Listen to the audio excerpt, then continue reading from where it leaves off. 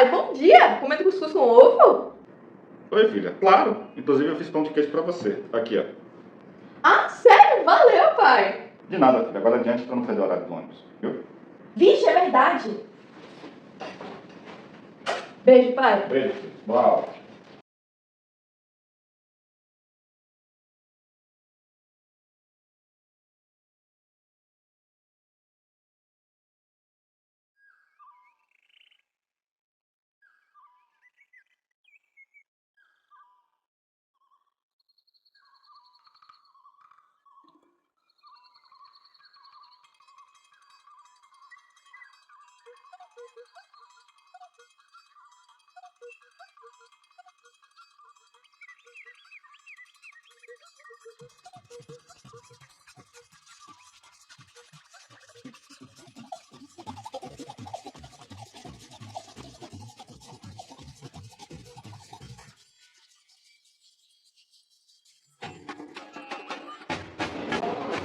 Olá, querido espectador! Você um dia já se perguntou de onde vem o arroz e o feijão que tanto consumimos? Ou até mesmo o acarajé, o pão de queijo, o tacacá, a muqueca e a rapadura e qualquer outro alimento que qualquer brasileiro conhece? Se não, eu lhe apresento a história dos alimentos do Brasil. A alimentação molda a cultura, hábitos e história. A variedade de pratos não vem somente do clima ou de ingredientes, mas também de crenças, tradições e religiosidade. A alimentação no Brasil começou principalmente com a mistura indígena, africana e portuguesa. Pratos como as de Manuel da Nóbrega destacavam a mandioca como a base alimentar indígena, em pratos como a tapioca, o tucupi, o beiju, o milho era essencial. Ervas e pimentas ampliaram a culinária portuguesa. Os indígenas usavam frutos, plantas, caça e peixe. Já os portugueses trouxeram para cá ideias novas, como por exemplo de armazenamento de água, açúcar da cana e sal do mar.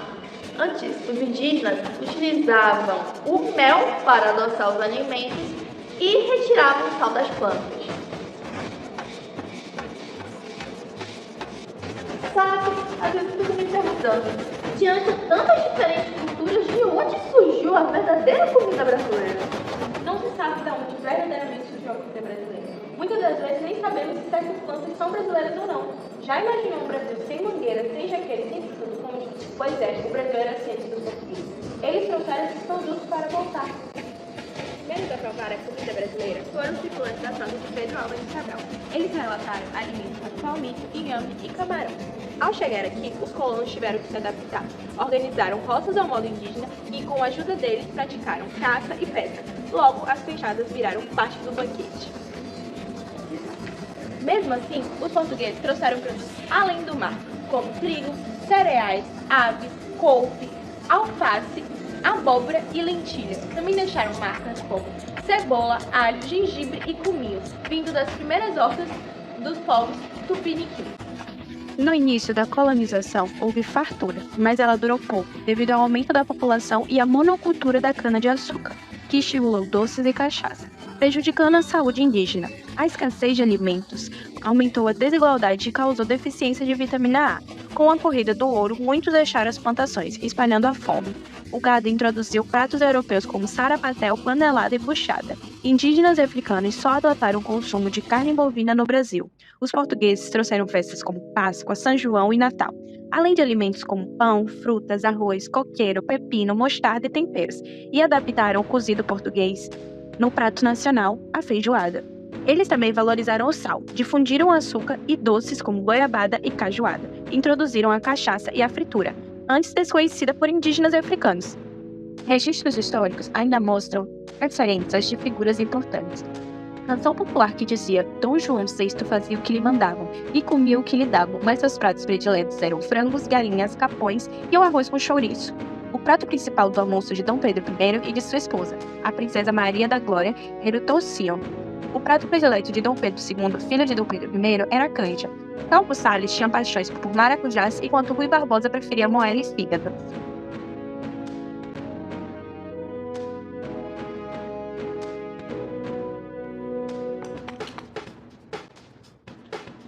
Antes de chegarem ao Brasil, os africanos já haviam experimentado alimentos locais como milho, mandioca, aipim, feijão e cachaça. A mandioca, milho, batata e amendoim se espalharam rapidamente, enquanto o café, açúcar, o cacau e o fumo se expandiram mais devagar. Cozinhavam milhos em papas, angu e mucuzá. E a banana, trazida no século XVI, foi sua maior contribuição, junto com o amendoim. Da África vieram também a manga, a jaca, o arroz, a cana, o coqueiro, o leite de coco e azeite de dendê, cultivado especialmente em Salvador. Em troca, levaram mandioca, caju, abacaxi, mamão, batata, goiaba e araçá. Com o aumento do tráfico do século XVIII, várias plantas circularam entre Brasil e África. Eles também trouxeram quiabo, inhame, gengibre, açafrão, gergelim, melancia, pimenta malagueta e a galinha da Angola.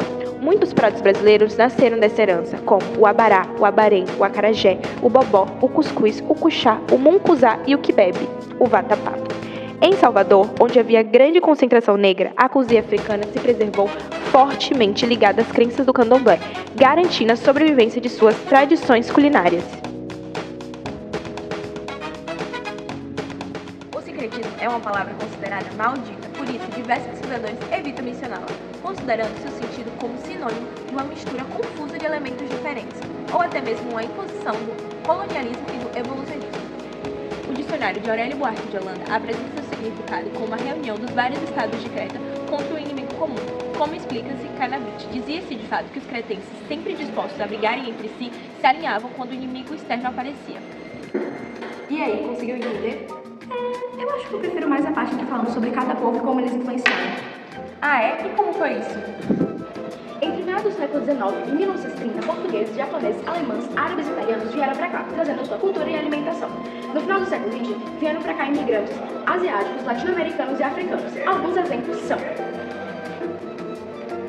os portugueses trouxeram pratos como a bacalhonada, introduziram a cultura do açúcar e trouxeram frutas como manga e jaca. Os chineses trouxeram pratos como o frango xadrez, rolinho primavera e yakisoba, que são muito populares aqui no Brasil. Os árabes trouxeram pratos icônicos como o quibe e a esfirra, além de diversos temperos, como o cravo e a canela. Os alemães popularizaram o consumo de chopp e cerveja, além de pratos como salsicha e salada de batata. Já os japoneses trouxeram pepino, nabo, batata doce, soja, entre outros. E por fim, os italianos trouxeram diversas massas, como nhoque, pizza e lasanha. O Brasil tem uma grande mistura de tradições e cultura em cada uma de suas regiões. Isso se reflete na culinária, onde cada região possui seu sabor, prato e ingrediente típico. Como exemplo, temos Nordeste com influência africana, possui acarajé, cocada, cuscuz e tapioca. Norte com influências indígenas e europeias, possui o pato no tucupi, caruru, tacacá e maniçoba. Centro-Oeste com influências indígenas, possui o caribé pantaneiro, mojica de pintado, farofa de banana da terra. Sudeste, também com influências indígenas, possui o pirão, pamonha, munguzá, tutu de feijão. E o Sul, com influências italianas, alemã, portuguesa e espanhola, possui o arroz carreteiro, sopa catarinense e o churrasco. o desenvolvimento da indústria alimentícia foi impulsionado na Segunda Guerra Mundial, onde houve a necessidade de alimentos práticos, duráveis e de fácil transporte. Entre 1904 e 1939, os avanços foram poucos, com a utilização de ozônio, ultravioleta e regravamento de latas. A partir de 1940, ocorreram grandes inovações, como a produção em larga escala de concentrados e congelados, alimentos congelados para micro-ondas e a técnica de atmosfera controlada. E na década de 1990, o processo UHP, a irradiação para carne moída, a pasteurização por pulso elétrico e a esterilização por alta frequência.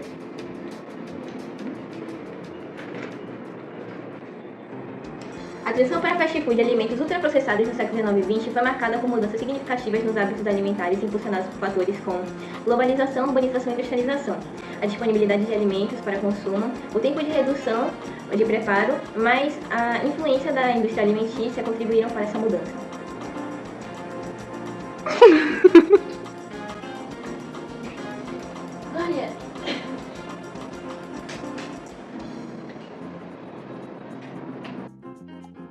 A publicidade nos séculos XIX e XX teve um impacto significativo na saúde alimentar, promovendo o consumo de alimentos processados e pouco saudáveis, especialmente entre crianças e adolescentes.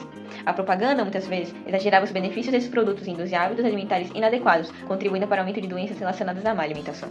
Alguns impactos gerados disso são o aumento da obesidade infantil, criação de padrões estéticos inalcançáveis, promoção de alimentos não saudáveis, entre outros malefícios.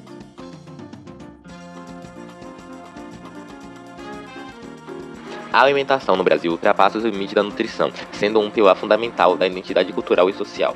Ela conecta indivíduos às suas raízes, memórias e comunidades, funcionando como uma porta entre o passado e o presente. A comida de vó, como a feijoada, moqueca, tapioca e o bolo de milho, carregam sabores e histórias familiares. Preparado com técnicas tradicionais, esses alimentos passam de geração em geração, preservando sabores culinários. Festas regionais, como o Círio de Nazaré e as festas juninas, celebram ingredientes locais e fortalecem os laços comunitários. Esses laços que são criados através da comida se ligam ao comfort food, que traduzindo de modo literal é comida de conforto, referindo-se àqueles alimentos que nos trazem uma sensação de bem-estar e nostalgia. Apesar da grande riqueza cultural no Brasil, a gente enfrenta grande dificuldade no rumo alimentício, já que a obesidade cresce com o uso de ultraprocessados, falta de tempo para cozinhar e urbanização. A pesquisa de saúde pública diz que em 2019, mais de 30% da população adulta estava acima do peso, enquanto a rede Pantan diz que em 2022, 33,1 milhões da população estava passando fome e 125 estavam enfrentando insegurança alimentar. Também enfrentando problemas com agrotóxicos, já que eles afetam o solo, a biodiversidade e a saúde, dado que o Brasil é um dos seus maiores consumidores. Em resposta a esses desafios, surgem movimentos contemporâneos que buscam moldar a relação com a alimentação, como campanhas de saúde pública e guias alimentares, como a Guia Alimentar para a População Brasileira, e também temos a agroecologia, que surge como oposição à agricultura química e intensiva, apoiando a agricultura familiar e a biodiversidade. As plantas são plantas alimentícias não convencionais. Alguns exemplos delas são a azedinha, taioba e oraponópolis. Elas são nutritivas e ajudam a manter uma dieta balanceada. Sem falar que, além de nutritivas, essas plantas são adaptadas ao clima brasileiro, ajudando a diversificar a dieta e reduzir a dependência de cultivos industrializados. Isso ajuda também, por exemplo, a manter os saberes e resgatar saberes tradicionais. Em feiras ou iniciativas como a Rede Pantan incentivam seu consumo, trazendo uma alimentação mais saudável e sustentável, sem descartar a história do Brasil e a sua cultura. E esse foi um pequeno resumo da história alimentar brasileira. No meu peito e eu moro vizinho a ela, e eu fico desse jeito pensando nos beijos, nos carinhos.